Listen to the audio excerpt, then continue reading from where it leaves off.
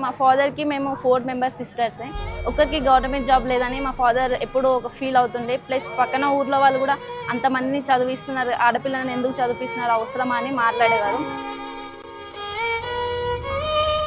కానీ ఇవాళ నాకు ఈ జాబ్ రావడం వల్ల ప్రతి ఒక్కరు మా ఇంటికి వచ్చి మా పేరెంట్స్తో మాట్లాడడం కానీ, మీకు ఈ జాబ్ వచ్చినందుకు కంగ్రాచులేషన్స్ అందరూ ప్రతి ఒక్కరు వచ్చి మాతో మాట్లాడడం జరిగింది.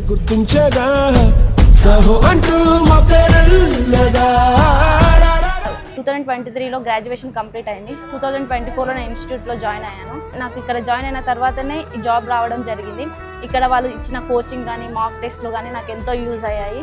ఒకవేళ నేను ఇక్కడికి రాకపోతే మేబీ ఈ సిచ్యువేషన్లో ఈ సక్సెస్ మీట్లో నేను మేబీ పార్టిసిపేట్ కాకపోవచ్చు.